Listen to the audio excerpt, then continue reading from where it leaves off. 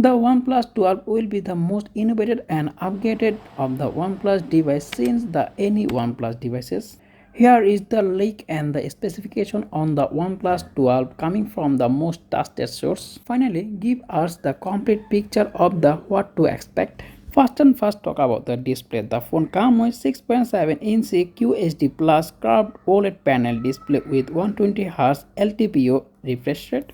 As expected, it will be a 2300 peak brightness, and also the OnePlus 12 is coming with the better heat management and also improve the camera department, partnered with Hasselblad, and the phone come with triple camera setup. The main highlight of the phone will become a 64 megapixel periscope zoom with OB64B with 3x optical zoom, and also the phone comes with 50 megapixel main sensor and 50 megapixel ultra wide, and the phone comes with Snapdragon 8 Gen 3 processor, expect to be high efficient and more optimized. The OnePlus 12 will be a new ColorOS system.